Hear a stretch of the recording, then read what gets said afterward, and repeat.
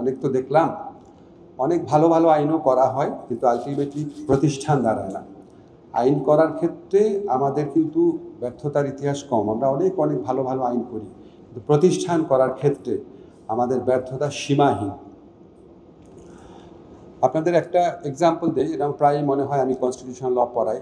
আমাদের ৭২-এর সংবিধানে কিছু সীমাবদ্ধতা ছিল, কিছু ভালো জিনিসও ছিল। একটা খুব ভালো বিধান ছিল যে রাষ্ট্রপতি প্রধান বিচারপতিকে ইন্ডিপেন্ডেন্টলি নিয়োগ করবে। আপনারা সবাই এখানে মোটামুটি লয়ের ব্যাকগ্রাউন্ড আছে, আপনারা জানেন। যেটা এই উদ্দেশ্যেই করা হয়েছিল যেন এখানে রাজনৈতিক প্রভাব না থাকে। রাষ্ট্রপতি ইন্ডিপেন্ডেন্টলি দুইটা কাজই করতে পারে, তার মধ্যে আসলে একটা কাজ করতে পারে, সেটা হচ্ছে প্রধান বিচারপতিকে নিয়োগ করা। কিন্তু আপনারা সবাই জানেন রাষ্ট্রপতি কখনোই প্রধান বিচারপতিকে ইন্ডিপেন্ডেন্টলি নিয়োগ করেন নাই। প্রধানমন্ত্রী ইচ্ছা অনুযায়ী বাংলাদেশে সবসময় প্রধান বিচারপতি নিয়োগ পেয়েছে।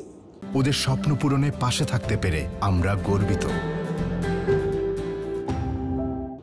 এবং আমরা এই ক্ষেত্রে এমন প্রধান বিচারপতিও পেয়েছি যারা মানবাধিকার লঙ্ঘনের ক্ষেত্রে নেতৃত্ব দিয়েছে, বাংলাদেশের নির্বাচন ব্যবস্থা ধ্বংস করার ক্ষেত্রে নেতৃত্ব দিয়েছেন, বাংলাদেশের গণতন্ত্র ধ্বংস করার ক্ষেত্রে নেতৃত্ব দিয়েছেন, এবং যারা গুম, বিচার বহির্ভূত হত্যাকাণ্ড, এই সমস্ত নিজের চোখে দেখে সমস্ত কিছু উপেক্ষা করেছেন, এবং যেই সমস্ত বিচারক এই মানবাধিকারের লঙ্ঘনের পক্ষে সোচ্চার ভূমিকা রেখেছে তাদের শাস্তি দানে ব্যর্থ হয়েছে।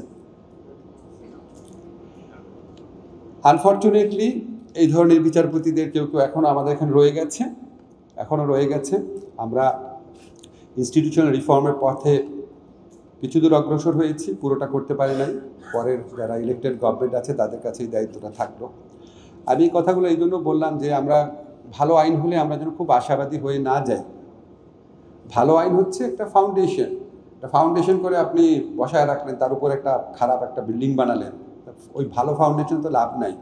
নিজের কাছে মনে হয় আমি সরকারে এসে আমার সবচেয়ে বেশি যে জিনিসটা মনে হয়েছে, আমাদের প্রতিষ্ঠান করার ক্ষেত্রে আমাদের অসীম সীমাবদ্ধতা রয়েছে, বিভিন্ন ধরনের সীমাবদ্ধতা। আমরা প্রতিষ্ঠানকে এটা বুঝি না, আমরা ব্যক্তি বুঝি।